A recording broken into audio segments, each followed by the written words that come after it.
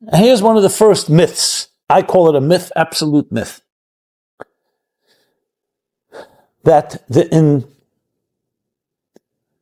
indigenous natives of the land are what some people call Palestinians, Arabs, Muslims, that have lived there for centuries. And the Jews in the 19th century and the 20th century began to move there and displaced them. No different than the Europeans who came to the United States or to America and displaced the Indians, the indigenous natives of India, of America, as the Australians did to the indigenous natives, the Aborigines in Australia. That's the story. Is that true? Absolutely not. On several accounts. But first, let's spell it out. You hear, Israel occupied. And that's why they argue from the river to the sea, because it's all been occupied. And you find videos and narratives told about how the Jews displaced the olive groves of people living there, of a thriving commerce and economy, Palestinians. And slowly took control and essentially kicked them all out. But there are a few million left and they want their land back. Sounds very logical, very rational, sounds very ethical actually. What's wrong with the story? It's absolutely not true. That's what's wrong. Firstly, it's not the Jews arrived in the 19th and 20th century. The Jews have been there from the beginning of time, long before there was Islam, long before Christianity was born, long before anything. How do we know that? Go to the Bible, one of the oldest books in history, a Bible that's accepted by the Christians and by the Muslims, and read the book of Genesis. The book of Genesis that says that Abraham came from southeastern, what is today southeastern Iraq, and made his way to this land called Canaan. And God says to him, this is the land that I promise you and your children. Abraham purchased land. He wanted to make sure that he owns it. Then, to make a long story short, the Jews, because of a great famine, went down to Egypt. And they got stuck there and they were enslaved by the Egyptians. By the time they got out hundreds of years later and came back, which is the major story of the Bible, 40 years that they traveled through the Sinai wilderness, they came back, they were displaced, occupied. Land that was bought with blood, sweat, and tears and money. And everyone knew it. But they thought the Jews stayed, the Jews left, that's it. And they had to go to war to reclaim their own homes. And they lived there for hundreds of years after that. And we have the story of the first temple and the second temple.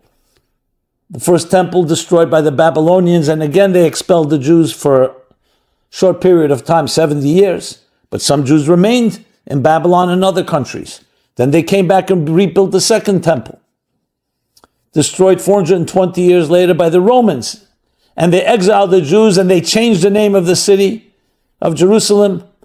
They wanted to leave no memory. If you go to the tunnels under Jerusalem, you can actually see their efforts to destroy what Herod had built. He built a plateau. He built a plateau. No, because it was a mountain. They had to build the temple on a solid ground. So he built essentially a structure. And you can see it, how they tried to destroy the structure. There should be no remnant. But they couldn't. The Western Wall remained, as did others, besides the memories. They were talking now almost 2,000 years ago. And prior to that, another 1,800 years. It's 19th century, it's not 20th century. We're talking about where anyone living in that region was even born. The Jewish people in an unbroken chain. And even when they were exiled by the Romans, some still remained. But not just that, Jews everywhere continued to pray east toward Jerusalem, toward Israel.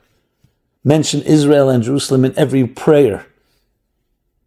Next year in Jerusalem, the Shana Haba B'Yerushalayim said at the end of every Passover Seder, said hundreds and every wedding ceremony, breaking a glass, remembering Jerusalem. You can check this out all on your own. As I said, don't take my word. It's thousands of years. So to say, create a myth that the Jews suddenly that Jews suddenly came and the world had sympathy for them because of the Holocaust and other persecutions. And it was the Balfour Declaration and the UN vote that gave the Jews a homeland is absolute myth.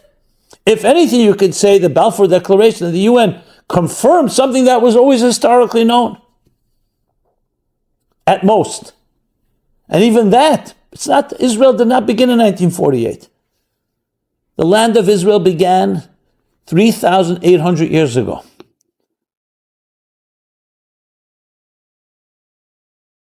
And if you want to add even stronger argument, the first commentary, on the first verse in the Bible, Rashi, Rav Shlomo Yitzchaki lived around 1,000 years ago, quotes a medrash that comes from 2,000 years ago. That it says, why did God begin the Torah? Why does the Torah begin with God? In beginning, God created heaven and earth. Why doesn't it begin with the mitzvot, with the commandments? The Torah was given with moral and ethical laws. So it says, because should there come a day where the non-Jewish world will say, you are thieves. You've stolen this land from us, the land of Israel. So here God says, I'm giving you preemptively what to respond. The response is, I created heaven and earth. And I gave earth to whom I want to. I gave earth to the entire nations of the world. And one piece I gave to my people, the Jewish people. One sliver. How did the Medrash know there would be such an argument? Because this argument is going on for years. And it's more than just a territorial and geographic argument. It's a spiritual argument, which I'll talk about soon.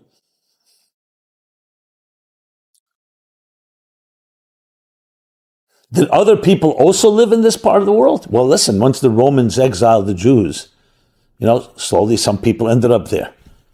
But there's been documentation how it always remained desolate. Some say because God has exiled his people, it remained desolate. So there are people that live there. Correct. But Jews always lived there. Always.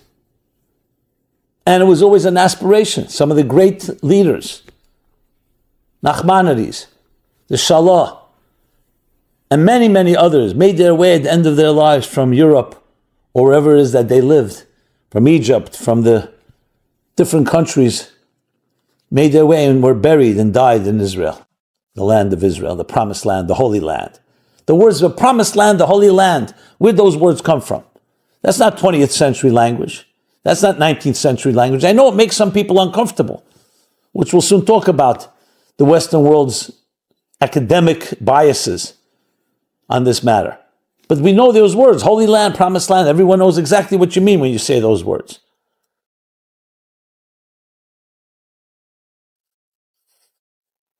So were there others, not Jews, living in the promised land, the holy land, let's say in the 19th century, the 18th century? Yes, the Ottoman Empire controlled it for a long period of time.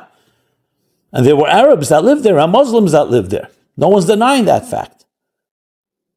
But to deny that the Jews is a Jewish homeland, you could say everyone else are occupiers. And fine, God allowed that because of the people's sins. So he allowed others to occupy the holy promised land, but never took away that land from the Jewish people. So when they began making their way, they're just going home. Were there some injustices that happened? I'm sure that things happened. But to make a claim that these are occupiers, colonizers, colonialization, is a complete myth. But I'll take this a step further. There was never such a thing called Palestine. There was never such a country called, and people called Palestinians. And I'm going to quote now, not Torah sources.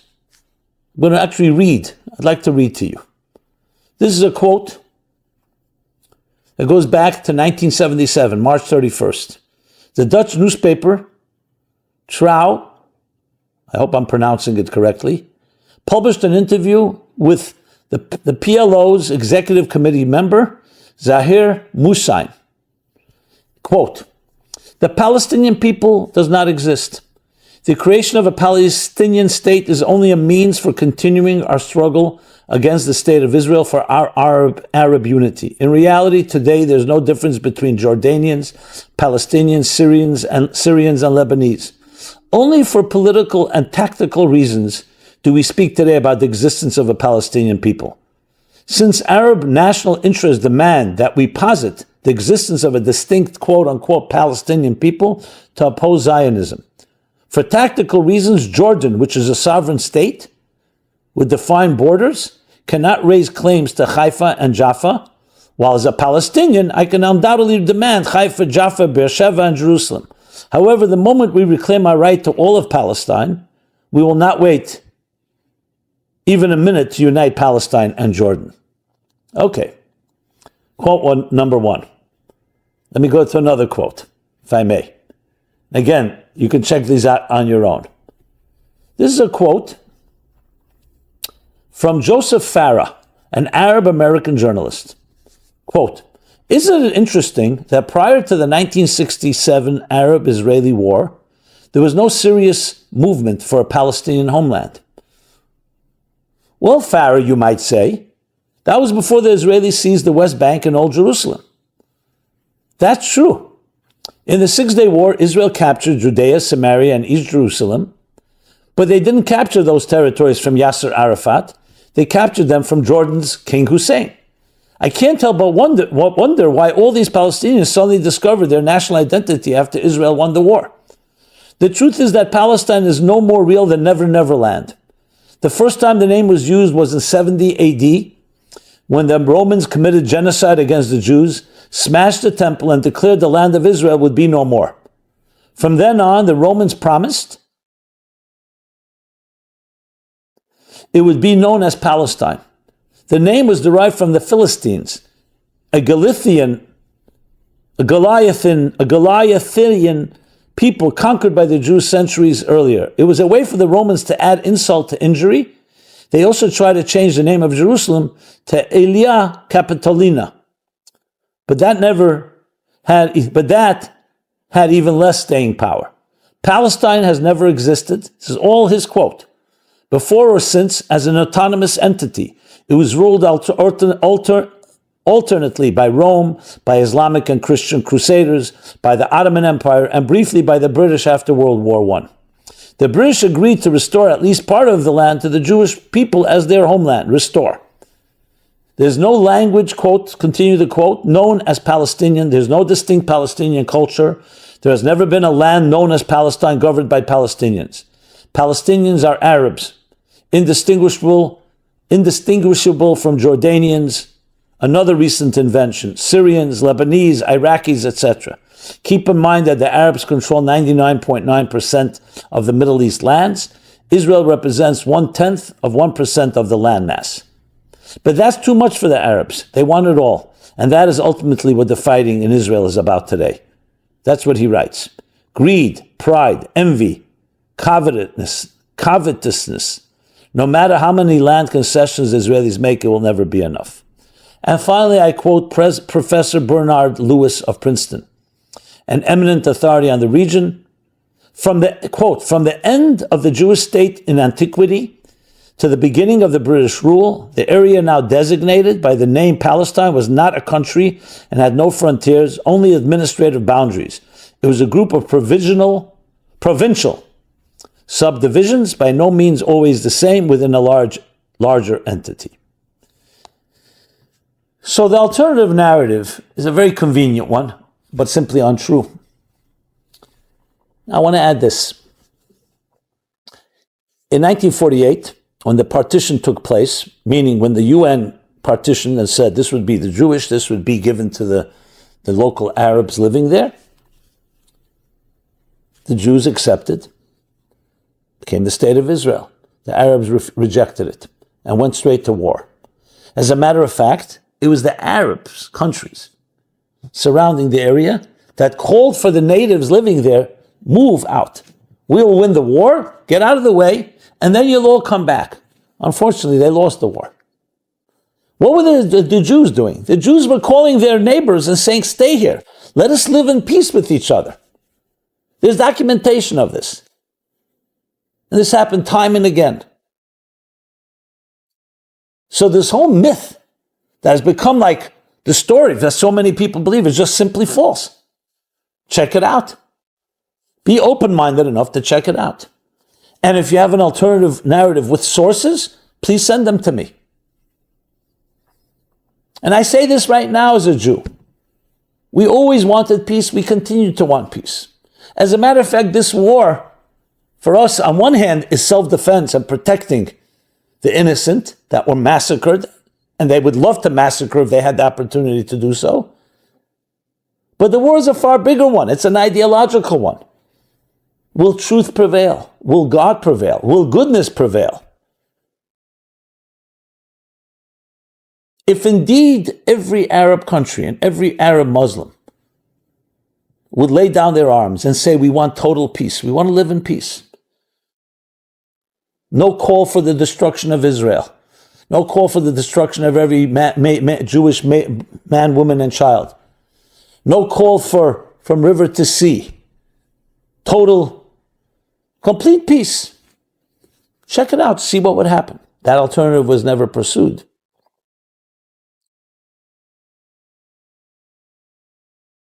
If the Jews laid down their arms, a point has been made. What you saw on Simchas Torah on October 7th would be, God forbid, mild in comparison what the enemies would want to do. They didn't make a quota of 1,400. If they could, it would be 14,000, it would be 14 million if they're possible, God forbid. I don't even want to say the words, I already said them. If the Jewish people laid down their arms, if they laid down their arms and actually declared surrender, and declared we want only peace, we change our constitution, no more state of war, no more call for destruction, you tell me what would happen. The second myth, well, maybe it's a part, is it's apartheid, occupation.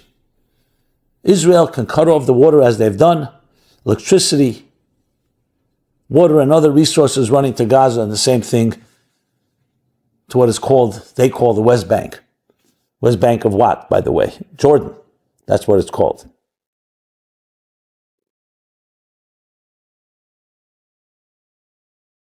The only reason Israel has done that because they have the ruling party has called for its destruction. What should Israel do? Should it kill everybody in Gaza? Is that what America did to the Indians? What the Europeans did to the Indians? No, that's not what Jews do. That's not the belief. When you call for the destruction of your neighbor, the neighbor has only two options: either to kill you and go to war with you, or to protect itself. And part of protecting itself is not allowing you to build an army that can then destroy you. Here, without even having what they call the second two-state solution, without a second state, look what happened. Imagine there was a second state with people calling for your death. So the first thing we have to acknowledge is that the Arab and Muslim world, every one of them has to declare peace, absolute peace. No conditions, unconditional. Which teaches us another lesson in war. Look what happened at the end of World War II. Yes, the Allies had to destroy Berlin, Dresden, of course, Hiroshima, Nagasaki. Many civilians were killed because they refused to give up. So the only solution was to destroy them completely as much as possible and then demand unconditional surrender. Why unconditional surrender? Why not conditional surrender? Let them save their face. Let them save face. Let them have some pride. Because if you allow the loser to feel there's even 1% hope, they will never go away. They have to be completely destroyed. Unconditional surrender, the winner, after what you've done, what you've perpetrated, the winner dictates the terms. And look today, 80 years later, Japan and Germany have been rebuilt into powerful countries, allies with the United States, with the allies with Israel. How's that possible? They were such enemies. Because strength is what's necessary when there's evil. When something's done wrong, no, you don't compromise, you don't negotiate. Appeasement, as Churchill as well said, is feeding the crocodiles in the hope that you'll be eaten last. No, there's no room for that. That's a mistake which is not necessarily the time right now to discuss, that Israel made in 1967 and 1973, and many times again, and look what happened. You let your guard down with a sworn enemy. Remember, a state of war does not mean that you're fighting all the time. It means that someone has declared war on you, and you never know when they're going to attack. That has never been resolved. There are countries that have in a state of war with Israel. They just don't attack because they can't. The deterrence of the military of Israel or whatever it may be. But now you see they have. So we understand Israel is mightier. But still it's an enemy that now has unfortunately taken 1,400 lives and hundreds of hostages. And our hearts, again, prayers go out to them. Now you'll say, well, look, this guy is, completely pro-Israel. I'm pro-human being. I'm pro-God. I believe that God created every human being on this earth. And here's another myth in the divine image. Yes, Palestinians included, and Arabs included, and Muslims included, and Christians, and Buddhists, and atheists. Doesn't matter. One God created all of them. All of us, and Jews. And as such, we have to respect the dignity of life. That's what we believe, and I believe. So the myth that we want to kill anyone, God forbid, goes against the very principles. Even in the name of religion, we don't kill. On the contrary, you want to influence someone spiritually? Inspire them. Abraham, our great-grandfather, he prayed for infidels. He did everything possible through love. I'm not sure how some of his grandchildren took a very opposite approach in the name of religion. Abraham would be appalled if he saw this type of behavior. So we can discuss it, that it's, I don't want to call it misplaced, that's a mild word.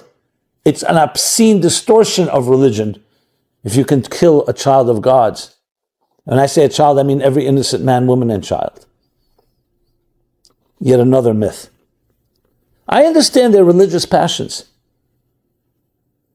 And some people argue that the very fact that Israel is controlled by Jews, and this is yet another myth, it's not about displacement, it's because it's considered a desecration against Allah. Because the Muslims are the chosen people, and as long as anyone even controls 1 inch, it's a desecration. Because Allah wants the Muslims to control. This is the thinking of many, many people, more than you may imagine. But the Western world does not want to accept it's a religious war. The Western world does not want to hear about the Middle Ages. They thought that was the past. So it becomes down to this simplistic, childish approach that they're oppressed and the Jews are the oppressors. Think of the irony. If you had to choose one people who've oppressed throughout history, more than anyone else, and the greatest minority of oppression are the Jews. They're also the only ones that lasted and continue to be oppressed. Whether you go back to the ancient Egyptians, or I mentioned the Babylonians and the Romans, and in between the Assyrians and the Greeks and the Persians and the Ottomans and the Crusaders, and then later the Spanish Empire that expelled and banished all the Jews in 1492. The pogroms, the inquisitions, and the Holocaust. That Jews are now the oppressors is beyond me. And my heart goes out, literally, to every innocent civilian, whether it's in Gaza, whether it's in the West Bank, whether they are Muslim or Christian, or whatever faith or no faith. But then you start wondering, what means innocent? 100 million Germans were not all murderers, but they were all complicit. The Nazi party was a minority, but they voted them in and they became the controlling party. Hamas is the controlling government in Gaza. So even if you say they're a minority, but did the people elect them? Are they supporting them? Are they protesting? Or you could say they're being terrorized by Hamas. That's possible. There are totalitarian regimes that terrorize their majorities. But why is that not being discussed? Instead, the myth, the story that Israel is doing what was done to them. They're killing children. That's not the story. The The story is Israel's protecting innocent people. And yes, and Hamas is using the civilians, terrorizing them, that they can't even speak up, using them as civilian shields. Where do you think their headquarters are? It's enmeshed, entangled. Obviously, that's the smartest thing to do for people like that. We never do such a thing. Who would put military headquarters under a hospital or an old age home or with their children, schools? But they do. So who's abusing their people? And then what about all the entire region? I quoted before. Let's say that these people living there have been living there. They're not Jordanians and Syrians at this point. Why are their brothers and sisters not absorbing them? Do they dislike them? Or are they using them as pawns? When close to 1 million Jews were displaced from Muslim countries and Arab countries in 1948, in those periods of time, what do you think happened to them? Israel absorbed them. Actually, that made Israel far stronger, interestingly. Why is no one talking about that? Why is that not part of the moral imperative here? When you put it all pieces together, you're going to have a combination of serious anti-Semitism, which is irrational, but dresses up in all kinds of garments and arguments, falsehoods and myths. Am I saying that everything Israel does and every Jew has been perfect in history? Absolutely not. I'm sure crimes have been done. But the narrative, let's frame the narrative, the history of the Holy Land. What's a myth and what's true? That's what we're discussing. So you'll say, so what's the solution? I'll tell you, as a simple layperson, what I think is the solution. You cannot have peace if someone's calling for the death of every one of your citizens. The United States can't have a peace like that. Europe cannot have a peace. No one can have such peace. So that's a prerequisite. There's no negotiation around that. It's not like, if you stop calling for my destruction, I'll give you a gift. No. Let's get an equal level playing field. I live in my house. You want to live next door to me in peace? You need to stop calling for my destruction. That's a non-starter if that is not on the table. And that's across the board. If that can be done sincerely, and that's a question, of course, how do you prove sincerity? That can be done sincerely, and it's going to take a lot of work, because I know some people that just don't believe that. I know they say Israel does not belong to the Jews. It belongs to us. For religious reasons. Some use the distorted historical argument. But the religious reasons are the hardest one, because you could say the religious reasons, it makes no difference if it's your homeland for 3,800 years. Now God wants us to have it. Well, you know what? So then you have an argument between the Bible and your version of what you want God to do. You want to live in peace, that has to be a level playing field. If you can prove sincerity on that level, and until then, we have to obviously enforce it, because we can't just trust someone will just come and tell me, yes, I wanted your destruction for now the last 75 years or last 700 years. And now I don't want destruction anymore. Let's just make peace. I wouldn't trust them. And we shouldn't trust them. But let's, for argument's, so therefore, initially, you need to have every deterrent possible, military and so on, to make sure they're sincere. But let's say, for argument's sake, sincerity. Let's make that the people in Gaza rise up, eliminate Hamas, support the elimination of Hamas, meaning exposing where they are, where they're hiding. The hostages are released, and the Gazan people say, now we're at your mercy. The Hamas is gone. What do you think will happen? If Gazans are serious, so elect a peaceful leadership that is sincere, prove that sincerity, and what do you think will happen? Israel will attack? Of course not. And if that sincerity is proven, fine. Build up your life. Would I give them a state? I would not make a state, because a state would just allow them the ability to rebuild a terrorist and military activities. That has to be proven. That's in time. Trust has to be built up.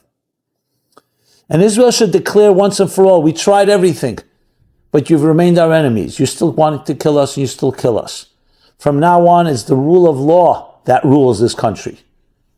Meaning, in the United States, if somebody kills an innocent person or somebody doesn't want to abide by the laws of the land, what do?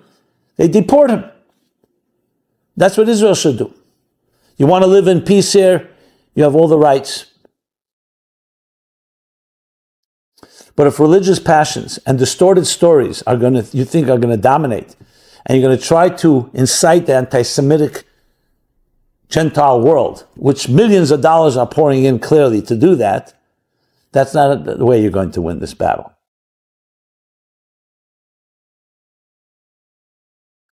So there are many other myths that we can talk about and truths. But I wanted to cover the main ones that are clearly being presented. And my goal, obviously, someone who's a hater and can't even hear what I'm saying, obviously I don't think I could change their mind. But my goal is I'm reaching out to you, an open-minded person. Maybe you have some biases, just as all of us have. But open yourself up, check it out, research it.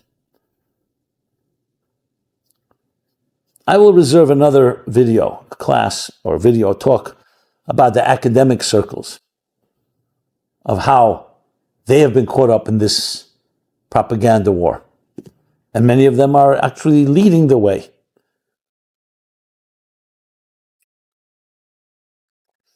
I do believe it's based on anti-Semitism, which is always the scapegoat of history, a minority that's been successful. Who better than the Jews? Lightning rod. But it's masqueraded in all kinds of progressive language. We're protecting the oppressed. But why do you selectively choose the oppressed? Only when you decide they're oppressed. Or as George Orwell put it, they don't love the poor, they hate the rich. They don't love the impoverished, they hate the successful. For whatever psychological, distorted, thwarted thinking those people have. But we'll talk about that. There's more to talk about. So there's a war going on as well over the truth. And I hope I was able to shed some light. And I hope you were able to listen to it. And as I said, I am more than welcome, even a rebuttal, but not one that's just coming from emotional babble and psychobabble or the propaganda that's being perpetuated out there. Think it through. Look up sources. Let's engage in a conversation. There are ways to disagree in civil ways.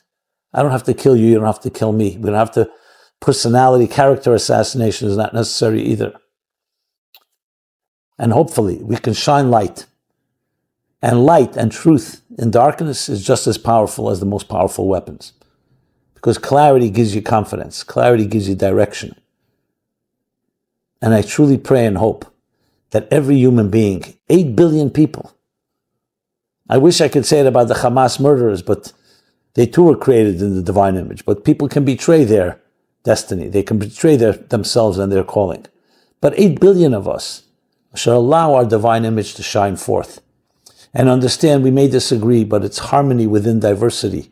We can be diverse, but we have harmony because we all are looking something greater than ourselves. We're not worshiping our interests. We're not worshiping our beliefs. That's ultimately what Abraham, yes, Abraham unites us all, the father of all nations. And we read about him now in these week's chapters in the Torah, in the Bible. The father of all nations, what did he advocate? What did he pioneer? Love, unconditional love. Virtue, justice, the antithesis of self-interest, including religious self-interest, including religious distortions and fundamentalism. That's what he taught to all his children, Ishmael, Isaac, and then Jacob and Esau. And ultimately his teachings will prevail. What he was taught and what he taught will prevail. Hopefully faster than slower, and hopefully that all of us will be part of the unfolding drama that will lead to a personal and global peace and redemption. Thank you. This has been Simon Jacobson, meaningfullife.com/War in Israel. For many resources where you can comment, feedback, thoughts, please share with others. Our website, meaningfullife.com, our YouTube channel, please subscribe. And yes, my heart goes out to each one of you We're all souls on this glorious journey, but part of our lives is also to shine light, but part of the life is also to deal with the darkness and to shine light in the name, if it's necessary, militarily, but above all, spiritually, the spiritual war of clarity, hope, confidence, strength, that we will ultimately prevail. Thank you, and be well.